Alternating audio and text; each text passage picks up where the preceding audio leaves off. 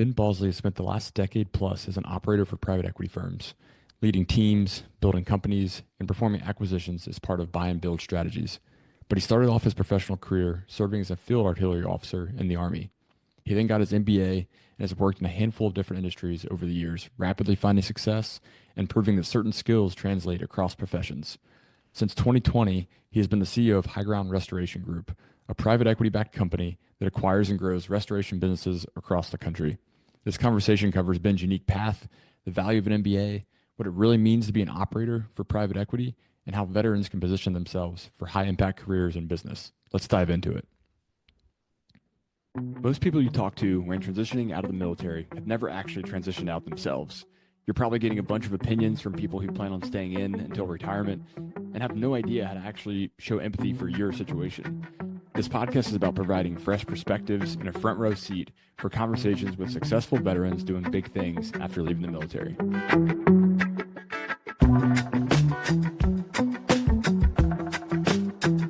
A commonality that the three of us share, Jack and I served together in Grafenwehr, Germany, and the 173rd together. Ben spent his time in Vilseck, so just down the tank trail. That's right. Craft right in our backyard. Spent a little time there. Where did you live when you were at Vilseck? I lived in a town called Sulzbach-Rosenberg, which I can't even tell you like where it is relative to Vilseck anymore. It's been like, 25 plus years. Right. It was about 12 miles from Post, not too far. I had to run one morning. My car didn't start. So I ran to PT at like 5 a.m. one morning. So it was about 12 miles, I think. That's how I know. But that tells you one of two things. One, you must have been a really fast runner to make it there in time. Or two, you just had a lot of good planning and forethought to have plenty of time. I think I was late. Because I'm trying to remember exactly what happened. I remember I had my rucksack with my uniform and everything too. And I ran in my PT clothes, but I had all my stuff with me because I knew I was going to have to be there for the day. Pull you over. Oh my gosh. I got the best pull-as story ever. So my roommate, I lived with two West Point guys, and one of them had a Corvette. The West Point guys will get a loan right out of school. I'll buy cars, right? And so he had this Corvette convertible, it was black, and it was a pretty sweet car. It was a head turner over in Germany. Nobody really had those.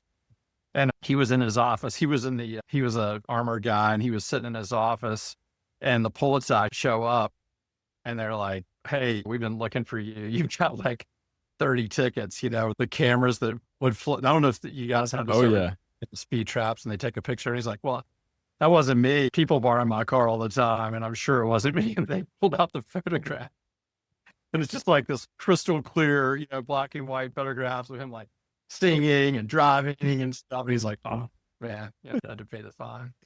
They're like, "We could pick out every shirt in your closet right now from all these pictures." Totally. It was really funny. Yeah, we got some incriminated pictures as well from those cameras and rocks and hidden throughout the side of the highway. Yeah. It's good stuff. Yeah, I was the commander, so I would get them for my wife. So spouse tickets would come to the commander too. So at one point I had to revoke my wife's license. Courtney's a crazy driver? Just a fast driver. That's really funny. Right. My platoon sergeant bought a super nice Mustang that had special like racing tires on it. Mm-hmm. And you could only drive it, according to him, when the temperature was somewhere between like 60 and 75 or 80 degrees. And of course, in Germany, that's like 2 months of the year. So he bought this super nice Mustang, had to keep it in storage for the entire year, and then sold it before he left. So just lost a bunch of money on that. Yeah. Yeah. A lot of bad vehicle purchases that happen in Germany, I feel like. Oh yeah. I was one of them. Yeah. I had a Jeep Cherokee. It's a 1989 Jeep Cherokee that I'd bought my sophomore year in college. And I took that over there. And of course, like in terms of getting maintenance, I would just take it to the AFI's place where you could do it yourself and like get guys to help me. And so I barely kept that thing running, but we would drive it to Italy to go skiing, and we had it figured out where this is so dangerous, but you could get the coupons for gas, right, to buy them on the economy at certain gas stations, if I remember correctly. And we had it figured out that we could get to the last checkpoint on a tank of gas, fill it up, and then we had like a 10-gallon gas can that we would fill up and had it in the back of that Cherokee could get us like to the final stage instead of just buying gas on the economy. Like, I'm sure we saved a little money and risked our lives, I'm sure, but we had it figured out. All for that $10.32. Worth it, man. Exactly. Yeah, we had my Toyota Tacoma over there, and we had like 3 or 4 gas cans in the back at all times, just filled up for any road trips. Totally. Same thing. Well, I was good. like XO though, Jack. I didn't store gas with our water or food though, so don't worry. We'll jump into it, Ben. We'd love to start with kind of your background, military experience, kind of up through your transition out of the Army. Jack, just for reference, Ben and I both have another commonality of ROTC at Davidson College. So a lot of great folks coming out of the very small, tightly knit Davidson College ROTC program there. Yeah, that's right. It's getting smaller by the day, I'm sure. It may not exist in a few years, but we've got a pretty good contingent from the past. Yeah, that's right. Well, if you don't mind just starting a little bit about your background, maybe before the Army, and then a little bit about your Army time, and then up until kind of your transition to the civilian world. Yeah, sure. Well, I mean, nothing too exciting. Really, just I grew up in a small town up in North Carolina where my dad is from. And I actually kind of always, from an early age, kind of always planned on going into the service. A lot of sort of family background on that front. I was actually born in Fort Bragg. My dad was stationed in the 18th Airborne Corps. He had actually done ROTC in college as well and gone into the Army as a military intelligence officer and served over in Germany during the Cold War. I was in Vietnam and then stayed in the Army for about 8 years. And then my mom grew up as an Army brat. I mean, she lived all over the world. My grandfather was a retired colonel, a pretty amazing guy and pretty influential in my life, but he was in the 8th Army Regiment, landed at Utah Beach on D-Day, fought in Korea, was an ARVN sort of advisor in Vietnam as well. So just kind of a pretty phenomenal guy, infantry guy. Wow. And so I kind of grew up, hearing about the Army and the military and hearing the stories my mom had about growing up in Korea and Japan and Turkey, and just always interested me. And so when it was time for me to go to college, I actually applied for an ROTC scholarship when I was in high school and kind of used that to help me get into school and pay for my school. So that was sort of the background and how I got interested in what ultimately, led me into the Army after college when I was commissioned. I did not know that about your family lineage. I didn't know you had such a military background. That's awesome. Yeah. And can you tell us more about, so you were in Vilseck, Germany, you were field artillery. Can you talk a little bit about your time there and then what kind of led to the transition out of the military? Yeah, absolutely. So I was fortunate enough to get stationed in Germany. I really had wanted to go overseas. As you mentioned, I was an artillery officer. So I went to, artillery school at Fort Sill, went to airborne school, and then was over in Germany for really the bulk of my active duty service. And then while I was in Germany, I was deployed over to Bosnia for about 9 months as part of the peacekeeping operation there. So I was in the Army. I was on active duty for, really in the late 90s. So after the first Desert Storm and before 9/11, sort of that period there. And being in Germany was great. And obviously being in Bosnia was a pretty great experience too, just from a personal standpoint. I think it was a great experience to kind of get exposure and see that part of the world and really understand what people, were kind of going through at that time from a leadership perspective. I mean, it was a great challenge to be over there. I had a great group, a great team, and learned a lot about myself. And it was a pretty impactful experience for me, just in general. Did you plan on additional service at all, or was it kind of pretty clear to you to start the transition process? Yeah, good question. I mean, I kind of went into it, I would say somewhat open-minded, but at the same time, I don't think I ever really aspired to have a full career in the military.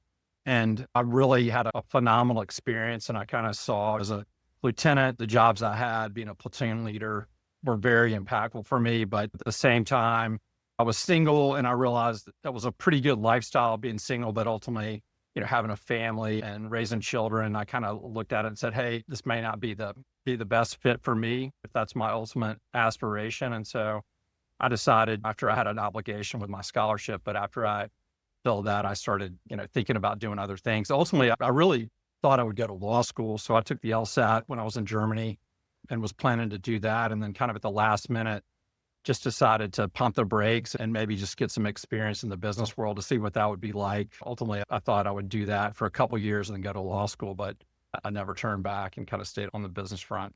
I think your situation is somewhat unique, but I'm not sure we've had somebody on the podcast that transitioned from service from Europe. So can you speak to that a little bit on like what was your goal or like what was your focus with an ocean between you and your Yeah. next career? Yeah, that's a great question. You know, for me, I was fortunate because I had some optionality being deployed for 9 months, tax-free, hazardous fire pay. I'd saved all this money.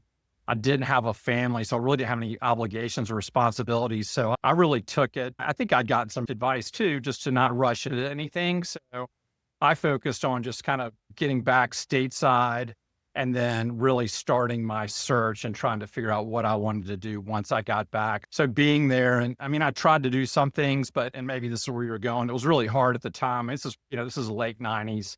It was really hard to get access to people.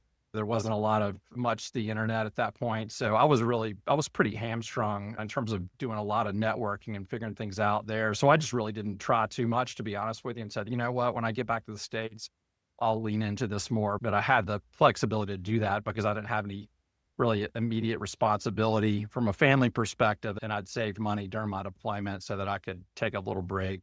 I hadn't put two and two together before, but I think there's probably a large portion of history majors, especially from Davidson, who either got into law or considered getting into law. Yeah. So that's a funny combination. I mean, Davidson obviously doesn't have a law program, so maybe it makes sense, but I hadn't put those two links together before. Well, so what are you going to do with a liberal arts degree?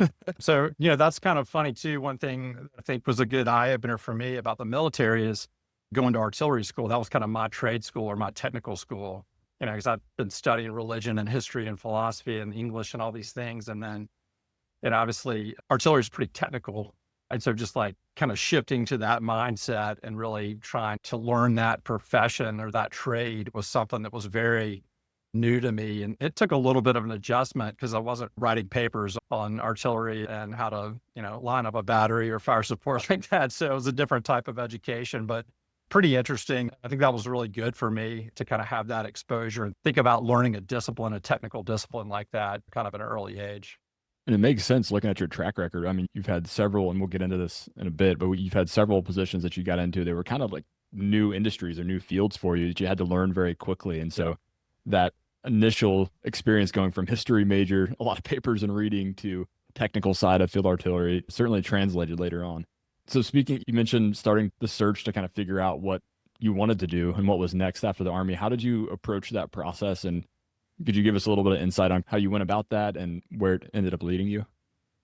Yeah, I talked to anybody that I could. I also, and I'm sure this is probably still pretty prevalent today, but there were a lot of junior military search firms that would place people. So I actually engaged with a few of those, and it was helpful in the sense that they prepared me. I didn't have a ton of experience. I'd only been out of school 4 years, history major, like we were laughing about earlier. So that process and going through that and helping to really think about my military experience and how to position that and how it could be applicable to the civilian world and rehearsing interview questions and things like that was a big benefit for me. I went to a hiring fair. And so I got got some reps in over a weekend, which was helpful. And then ultimately I was networking, and a company that did not come to one of those career fairs, but somehow had connected with one of the recruiters, saw my resume, and they had decided to really kind of explore a junior military officer and for one of their management leadership roles, and saw my resume. And I had a phone conversation with them, and they brought me down to Atlanta. It was a company called McMaster Carr, and I interviewed with them and just kind of immediately knew this would be a good place for me to go. They didn't have really experience with junior military officers, but when I went down there and interviewed, I really was impressed by everybody that I met. And like one of my things that I really try to do throughout my career is just always associate myself with really smart people that I'm going to learn from. And so it was really a two-way interview. And for me, I was really trying to understand the culture and the type of people that I'd be working with. I was very impressed with them. And so I jumped on that. It was industrial supply parts distribution. So not the sexiest thing in the world, but that was my first foray into business. It was a very well-run company, privately owned company. I started out in their marketing department and then quickly moved out into their warehouse and logistics department and did that for 2 years. And it was a great, it was kind of what set me off the law school track and into business. And that was a great first experience for me in the civilian world. From the outside, somebody might see that and be like, oh, well, it seems like just the right opportunity reached out at the right time and Ben got lucky. But I have to imagine like you had spread a pretty wide net. You'd probably been networking pretty extensively. And so it was a lot of you creating your luck to start that conversation for them to find you, to see your resume to begin with, and for that opportunity to kind of fall into your purview, because it's not like that was the one thing that you just happened to come out of the sky. You would put a lot of pieces into the marketplace to find that, I'm assuming. Yeah, I mean, I had a lot of conversations. I mean, I did a lot of interviews in different industries, manufacturing, pharmaceutical sales. Like I was sampling everything. Yeah, that one came up. And then when it hit, and then the other thing for me too, Atlanta seemed like a good place. That's kind of the other thing I've always tried to think about is, especially when you're young, you want to be somewhere that's vibrant, I think, if possible, where you can build a network of people and that also has opportunity. I've moved through a lot of different roles in different industries in my career, but I've been in Atlanta since 2002. And this has been a great market with just a lot of different things going on. And so it's been a great place to kind of forge a career. So I think that's not only the specific opportunity, but going to a place that does seem to be moving and growing, that has a lot of different opportunities, gives you optionality to continue to try other things and evolve your career. I think that's great advice. I think so many people focus only on the job they're getting or the job they're pursuing, but realizing that the region or the location that you're choosing also has an impact on what career prospects are out there for you is a huge point to make. What are the biggest differences at the first position you had in Georgia compared to your 4 years in the military? Like the leadership roles, like what was the biggest differences and what did you take away from the second role, I guess, in your career trajectory? Yeah, I mean, I had not had any exposure to business, really just kind of learning like core, like anything from like basic financials and profitability to like operations management and forecasting. I don't think I'd ever opened an Excel spreadsheet until I got to McMaster-Carr and we were trying to forecast work coming in. And I was like, wow, this is interesting. I have no idea what I'm doing. So, I mean, there was a huge learning curve there.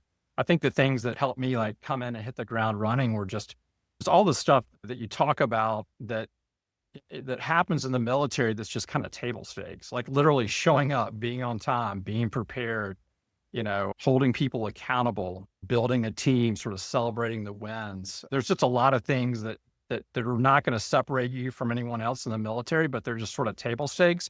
And coming into a program, I was thrown in the mix with, every one of my peers in this management leadership program were right out of college. So I mean, I had 4 years of maturity on them and sort of that backdrop of the things that I'd learned from a leadership and management standpoint. And so that combination really helped me kind of hit the ground running and have some good early success, just kind of doing what I knew. And that gave me some time to learn the things and catch up on the areas that I didn't know. Was there a natural conclusion to your time there that led to, I know that kind of the next major step was the AT&T position? Yeah. Yeah. Well, kind of going back to, trade school, my first sort of trade technical school was artillery school. My second was my MBA. So again, there were a great group of people at McMaster-Carr, and so I could really learn from my peers. And my first boss had gotten his MBA at Emory. I had peers that were leaving to go get MBAs, and I was trying to decide, hey, do I want to go to night school? And I'd gotten into Emory, which is a nice program, do nights and weekends and work full time. Or do I want to kind of go back full time? And it was a tough decision because, there was something that was appealing to making money and not necessarily going into debt for school. At the same time, I kind of knew my personality and I'm always just kind of whatever I'm doing, I just want to go all in, especially at that time in my life. I really did. And I knew that I had a lot to learn from a business perspective. I mean, I'd never taken accounting, finance, economics, even operations management, which I got to kind of do firsthand, but just sort of the educational side of it. So I decided to go back full time. So I left McMaster-Carr, went to UNC, got my MBA for 2 years. And then my summer of between my 2 years, I'd done an internship at PricewaterhouseCoopers in their telecom consulting practice. And so when I got out of business school, I was looking again at different opportunities. I had an opportunity with Amazon, which, I probably should have taken. I might have retired already, but I decided to come back to Atlanta again, back to the location and worked for Bell South, which was a great experience for me. Again, I went into another leadership rotational program. I really was drawn to sort of these diversity of experiences. So, I came in and spent time in their strategy organization, product marketing, and operations, and just continued to kind of learn. It was almost like an extension of my MBA. And then I was there for 6 years. Ultimately, AT&T bought Bell South, but had a nice little chunk of time in the telecom space, again, across a lot of different functional areas from marketing, operations, customer service, strategy. So it was a great experience for me. And that was sort of the next step after business school. Looking back, you kind of mentioned that the MBA was super beneficial. Do you think you made the right choice? Or I guess through a lens of somebody who's transitioning now, with where the world is today, do you think an MBA would be a good choice for somebody immediately upon transitioning out? Yeah, I think there's a couple of reasons, at least in my opinion, why an MBA makes sense. One is if you're on a career track and you want to do a 180. Like if you've done something, whether it's the military or something else, and you're like, hey, I want to be an investment banker or a management consultant, you probably could make sense for you to go get an MBA because there's a direct pipeline into that industry, through a formal recruiting process. And the education itself is tailored specifically for people to go into those entry-level positions. So that's one.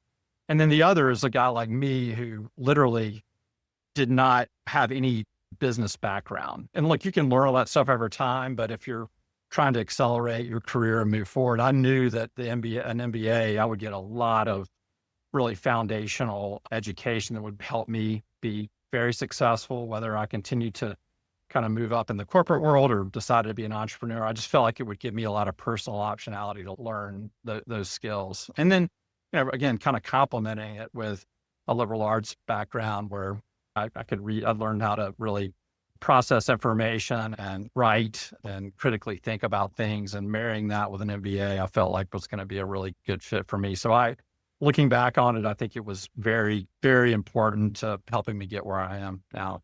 You mentioned the MBA providing the optionality for entrepreneur and other pursuits. Not to skip over the AT&T or Bell South time, but what led you down the startup path after that? And I'd love to hear a little bit more about that experience. Yeah, sure. Well, so I left AT&T and went to work at another industry, sort of a mortgage services industry. So I went to go work for a company called Aquin Financial Corporation, and they hired me to be part of a spin out called Altisource. And so I was one of the first employees that kind of came into Aquin Solutions, and we spun that entity out into a separate publicly traded company. And they hired me not because I knew anything about mortgage services or financial services, but they said, look, guys, you've done strategy, you've done operations, and we just need somebody that can come in and help us build a plan and then go execute it. And kind of that's what I got to do, again, with a great team. But we started several business units. And it was very entrepreneurial. I mean, it was a publicly traded company, so I wasn't worried about making payroll each month, but literally I was employee number one in a couple of business units, and everything from selection of technology to recruiting people to building processes, sales and marketing, business development. And that was a great experience. I spent a lot of time in India and just made some great relationships, but that really whet my appetite to continue to go downstream to something even more entrepreneurial. And so I started a software company with a partner here in Atlanta, which was, again, another great experience. I would say that just kind of like a lot of startups, it took twice as long and cost twice as much as we expected. And my partner was a phenomenal guy. He's actually a former SEAL, and he's a serial entrepreneur. He had started multiple companies, and this was kind of my first foray, and gave it a good run. But ultimately, after over a year, my wife wasn't working. At this point, I did have 2 small children. And so it got to the point where there just wasn't room for both of us in that company. And so I decided to start looking at other opportunities. And that's how I got into private equity. And that's kind of where I've been ever since. I'm curious, you mentioned, and excited to get into the private equity side of things, but you mentioned, I lost count, but maybe 4 or 5 very different industries that you had experience with in, I don't know, a decade, a little bit more. I'm sure that you still enact this today, but are there any practical ways that you kind of accelerate that learning curve when you enter a new industry? I love the way that you phrase it as a trade school, because that is a great way of looking at it. It's a brand new trade that you're learning. Are there any things that you enact on a regular basis that allow you to quickly add value and have success in a brand new space or an entirely new industry? Well, you have to have the desire and the ability to learn, right? To read, go to trade shows, and kind of digest as much as you can, but kind of even maybe going all the way back to the Army, right? As a young lieutenant, who do they match you up with, right? If you're a platoon leader, you have a platoon sergeant who's been in the military 15 years or whatever, who has a tremendous amount of experience, and they teach you a lot. It's kind of the same thing when you go into a new industry. I think it's really important to bring fresh insights and not be blinded by kind of the status quo of the industry. And a lot of times I think you can bring things from other industries that help maybe do something different in a new industry. But at the same time, you also need to leverage the experience that exists in that industry to help you, again, accelerate up that learning curve. So finding really good talent, people that have been there, that understand, and then focus on learning yourself and then leveraging those things that you bring as an outsider. I think that's really a potent combination if you can find that right mix.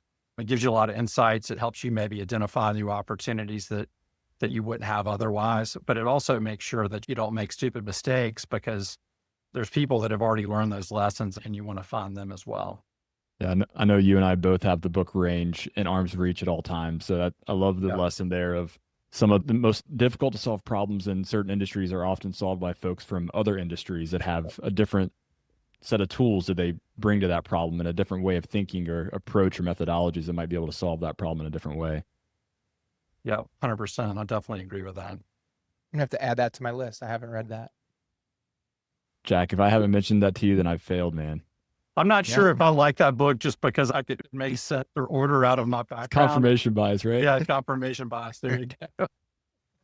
Yeah, Jack's mentioned the Carol Dweck's growth mindset book, or I guess it's just mindset, but Jack's command philosophy centered around growth mindset. So I always give him a hard time for that. So he'll have to start returning the favor with the Range book as I'm incessant with the references there. Yeah, I wouldn't shut up about the growth mindset. It's a bedrock of almost everything I do, but I've since at least, quelled speaking about it at every other sentence. Well, you and I, we joke about one of our commanders that had a PT philosophy that was longer than his command philosophy. But I will say Jack's growth mindset philosophy was longer than his command philosophy. So that's awesome. Yeah.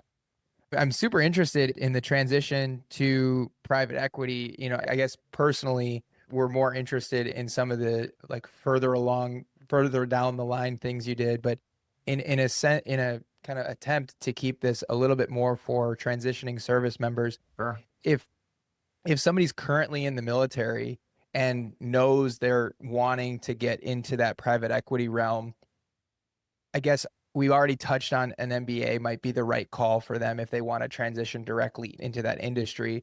What else besides an MBA could they focus on if they wanted to get a leg up?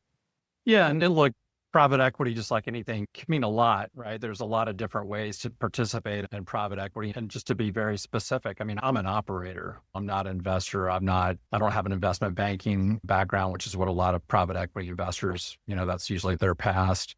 I'm an operator. And so private equity is everywhere. It's continued to grow. And so a lot of companies and brands you see every day, you may not know, but are actually owned by private equity. And it's just an ownership structure. And so it doesn't take anything specific. And I would say what we're seeing right now and kind of the business that I'm a part of now is in the residential services space. So it is a trade restoration. And there's a lot of opportunity, I think, across these services for anyone, right? Whether it's coming in as a technician or a middle manager or even a senior manager, there's no necessary requirement from an education perspective. I think for me, the MBA helped me position myself to come into private equity at a pretty senior level when I came in as the CEO of a company. And so that was really a progression of all my experience going back to the military and pre-MBA, MBA, and post-MBA work experience that led me to that position. But if someone's interested in just being a part of a company that's private equity owned, I mean, there are limitless opportunities and there's a lot of growth opportunities. So I don't think there's any prerequisite specific to just having an applicable skill set, whether it's management or leadership or even something more technical. And it goes without saying, I mean, a lot of private equity firms are specifically looking for either military veterans or people that are like military veterans to be operators within their companies, to be general managers or to be leadership within these companies because of the soft skills and the leadership experience that veterans have. So it is a really great relationship. And I'm glad that you called out, a definition of what private equity is, because a lot of people coming out of the military might hear that and think, oh, you can make a lot of money. But they don't know exactly what it means. And it has a pretty broad, almost infinite number of possibilities that you could do that would be classified as private equity. Yeah, no, that's a good point. I think, I can speak for myself. I mean, we're growing rapidly. And as Griffin mentioned, there's always opportunity for leadership positions and managers, really good people that understand how to motivate, drive accountability. Again, the technical side of it, you can learn any specific industry over time if you have an aptitude for that and are willing to kind of roll up your sleeves. The things that you can leverage from, a military background are just learning how to lead people, learning how to interact with people from all walks of life, motivating people, accountability. Those things are highly sought after and are definitely applicable. At least, in what we're doing today, I mean, that's a key piece of what makes people successful in our company. Getting things done. And it's such a easy to understand thing. Just like, don't be stopped by a 3-foot wall. And that's something that's always been preached in the military. Yep. But not everybody seems to be able to get past that 3-foot wall. Yeah. Just figure it out. You can figure it out. You work hard. Right. Well, also people think private equity, and I don't think, and it's more of a hot topic these days, but a lot of people don't think of the trades necessarily when they think of private equity, or at least a lot of people coming from the military maybe don't. And I think that they should more often, because I've told the story a bunch of times, but I'll tell it again. Like, I had the fortune of working on Ben's M&A team at HighGround, and the first company that I went to go see, Drive Force down in Dallas, Texas, it was like I walked right back into a military formation. I mean, they have a motor pool, they have a load plan on those vehicles, they have all their technicians and leadership doing some, like a little version of calisthenics over to the side and getting their orders for the day and having a route plan. I mean, I was like, I am right back in the military on Fort Benning or wherever. And so it actually is a really great transition point and a really great kind of next step for folks that are coming out of the military, because they probably will feel much more at home than they expect. Yeah, I think that's a great point, Griffin. I mean, there are a lot of similarities, and a lot of the things that help you be successful junior officer or NCO are directly transferable in that environment. Right, and the progression from there too is also, whatever you end up getting into, it's really applicable experience. So you want to go start your own, great. You've kind of seen the spectrum of what you need to do to have a successful business. You want to stay in private equity and maybe move up the ladder a little bit. That operational experience is also going to benefit you as far as your decision making and things like that. So I think it's great, regardless if you don't exactly know what you want to do, but you might want to jump into something that has a lot of branch plans. It seems like that sort of general manager position or some sort of management position in private equity might be the right call. Yeah, I think it could be an advantage too. Someone's willingness to kind of jump in and be a general manager and run one of these businesses, or be a manager in one of these businesses, may not sound like the sexiest thing in the world, but having that direct line leadership and experience, even if you aspire to move up the stack, to your point, or ultimately be an investor, there's a lot of people that just get out of school, they work in an investment bank, maybe they go into private equity, do something else, and then if they're successful, they're making investment decisions around these businesses, and they've never actually even worked in one, right? And they don't really understand it. So if you're willing to do that, you can have a great career within the business. Ultimately, if you think you want to move up and to the investment ranks, I think having that perspective of having been there and done that and been an operator is pretty compelling, and it's somewhat of a differentiator, I think. One, if you're an operator at one of the kind of operational level companies, you have, to your point, you have kind of the perk of wearing a lot of hats, learning a lot, figuring a lot of things out, and really scratching that itch to have some control over a company while also not taking on all the risk. You're not an individual business owner who might go bankrupt next month if you can't meet payroll or whatever. So you can do a lot of things, learn a lot of the same skills while not bearing the brunt of all the risk of having a startup company that, frankly, especially in the restoration world, is capital intensive. And so it's like a working MBA, right? You're learning about business from the ground up. Sure. Could you give, just for anyone listening that's not quite sure, could you just a high level overview of kind of what the restoration industry is in general, like what our folks are doing, and then how the private equity piece comes into play with that industry?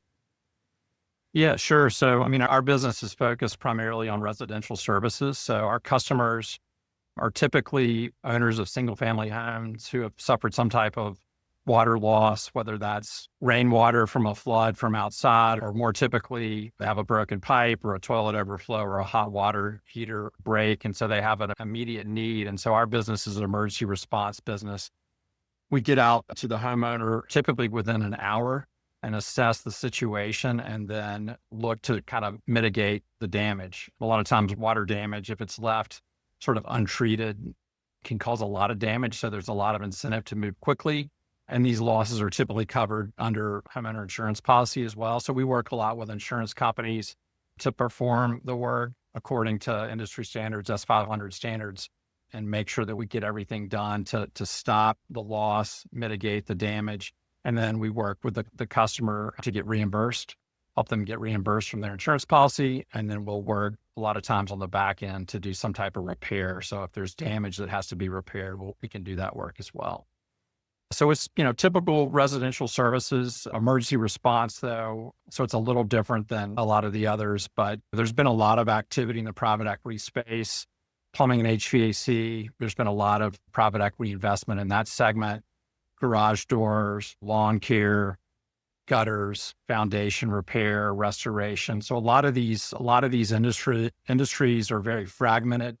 There's been a lot of entrepreneurs that have started and built great businesses, now maybe looking to retire or transition, which creates a great opportunity for someone to come in and identify those great companies and put them together in a larger company where they can get economies of scale and efficiencies and maybe better leverage technology and things like that to help them grow more. And so, we've seen that happen in a lot of different resi services spaces. And that's what we're, working on in the restoration space.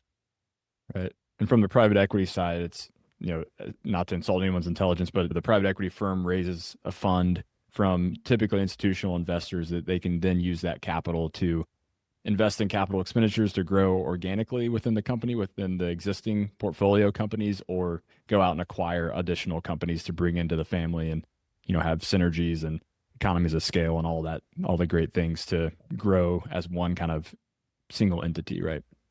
That's right. Again, there's private equity could mean a lot of different things, but sort of traditional private equity, as you mentioned, Griffin, is investors go out and raise a fund, through limited partners, which are typically institutional investors. They raise that fund and then they turn to deploy it. So they're making investments in companies and there is a buy and build strategy that you see a lot in the resi services where you find a really good company that's sort of the platform or anchor company. And then you're putting capital work to help them continue to grow organically, but finding other businesses to bring together into a platform to create a larger company. Yeah. So thinking back to, call it 2002, Ben, would you have ever expected to be CEO of a company that sucks up toilet water or old water heater water? Yeah, no, I didn't really even know what the industry was, probably even like 6 years ago. I've heard of Serve Pro, right? They have a great brand and do a lot of advertising, but I never really knew exactly what it was. Fortunately, I had not suffered a water loss personally, even though I've been a homeowner for 20 years. So I guess it was only a matter of time. That actually happened last year. So now I've got one and fully understand the industry from a 360 perspective, if you will, because I've been one of those homeowners in need. But yeah, no, I didn't. But for me, I mean, if I look back at all the different things I do, there are a lot of commonalities. This has been the first time for me personally to be able to really leverage all the things that I've kind of learned through my career and really build a team, build our HighGround sort of brand support team from scratch, which has been a phenomenal experience, and then been fortunate enough to partner with some really great companies and meet some great entrepreneurs. And so it's been really exciting. But again, there are a lot of commonalities for things that I've done in the past, focus on growth, focus on building a winning team, celebrating success, having a growth mindset, all the things that really kind of invigorate me. I've found those things throughout my career, even again, going back to the Army and sort of the teamwork mantra there. And so I did not envision this, but if I look at the things that make me excited and what I really enjoy, I did envision that because that's been a commonality really through my career. You mentioned the camaraderie and teamwork thing. I think oftentimes people transition from the military and find that's somewhat lacking a little bit. Do you get that from your current like career and on the professional side, or where do you fill that void if it's not, 100% filled by the profession? I've been fortunate to find it professionally. And when I haven't found it, I mean, to me, that's a cultural issue and I haven't stuck around long. Companies are different, but I think you spend a lot of time at work. And so you want to work again with people that are smart, that you're going to learn from, but that are just good people that you enjoy being around, that are going to challenge you, but ultimately have fun and, align on goals and go out and hit them and then being able to celebrate that. So for me personally, I've found that through my work. And I would just say, like, if you don't have that, and look, I guess there's a lot of different ways to make money, but for me, that's just been an important part of my job because again, I spend so much time in it and I've just kind of always been like, well, life's too short, And so I need to have that from a cultural perspective. Do you deal with hiring at all? I do.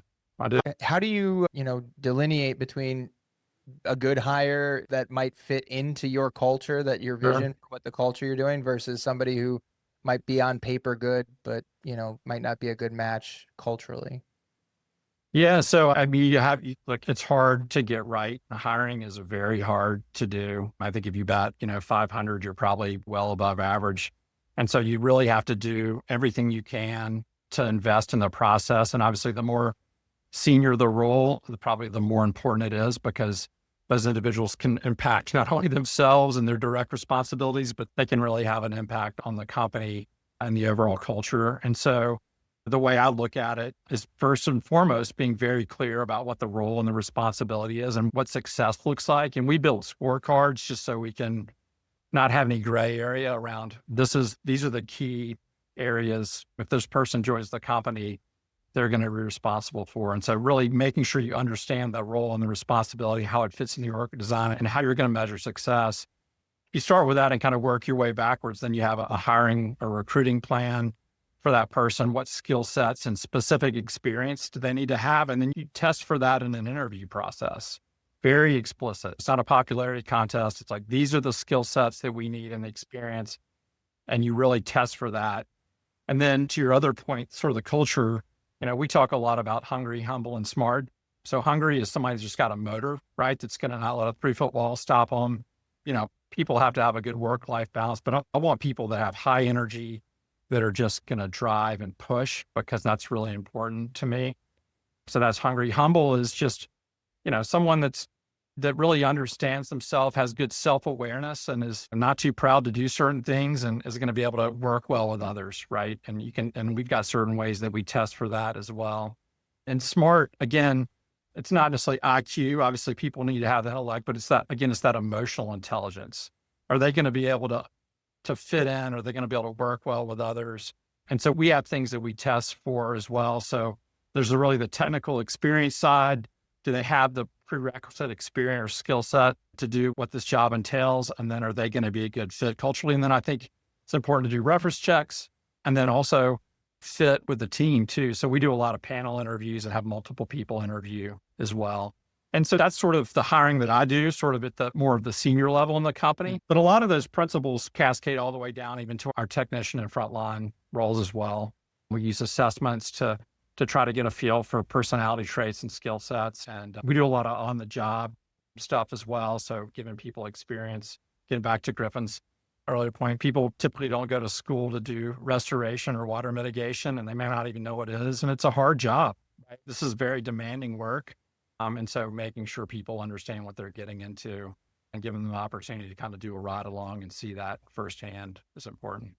As we start to wrap up a little bit here, Ben, there's a 2-part question that we ask every guest, one ask and one give. So we'll start with the ask. What's one way that somebody listening to this could help you or provide value to you? Well, I mean, I'll go back to what I said a few minutes ago. And I guess this is sort of a plug for us specifically within HighGround. I mean, we have a lot of opportunity. I think we probably have like 70 open positions right now in the business. And so if you're someone that's thinking about transitioning out of the military or you're in another job or someone that might be a fit for us, I mean, we'd love to talk to you. We know directly what that military experience brings to the table. And we think it's a great fit for our culture and what we're trying to do and build as a company. We've got 13 brands across the country. So there's my plug for HighGround. And then for me personally, like first of all, thanks for having me on, guys. I've enjoyed this conversation. I love networking with people. It's been a long time since I transitioned out of the military, but I'm always happy to share my experiences with people and always help to make connections. I've got some really good friends that are still very actively involved in veteran type programs and organizations. And so I love connecting people and networking and again, sharing my experience. So I would offer that to anyone who listens to this podcast. Please feel free to reach out to me and I'd be more than happy to talk to you. Thank you. And a lot of those HighGround companies, just to reiterate, are either in like NFL, the kind of professional sports type market, so places people actually want to live or move to. Right. And some of them have presence in current military towns if there's some that are particularly inclined to stay near a military base for some reason. So plenty of options across the U.S. if someone is interested in that sort of line of work. Yep. 100%. Well, Ben, this has been great. Thank you for sharing your story. Thanks for taking the time to come on here. So any parting thoughts or last piece of advice for somebody that's currently transitioning or has already made the transition and finding their way out in the civilian world?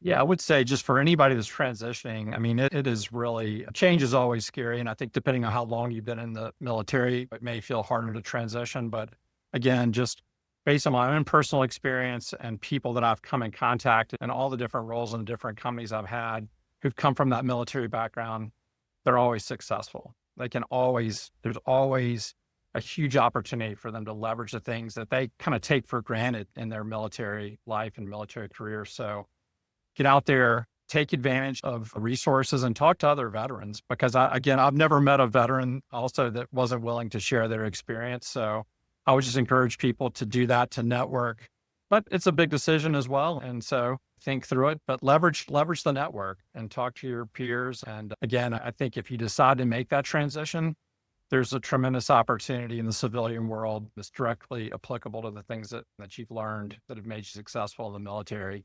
And you just got to find the right fit. Thanks for listening to this episode of the Veteran Ventures Podcast. If you heard something interesting or found the show to be helpful, send it to a friend who is transitioning out of the military or considering a transition. We'd also really appreciate if you left a rating and review of the show. That helps us reach more people with these amazing stories of successful veterans. We'll catch you next time on the Veteran Ventures Podcast. And until then, go do the thing. Make that decision, have that conversation, and go find your next mission.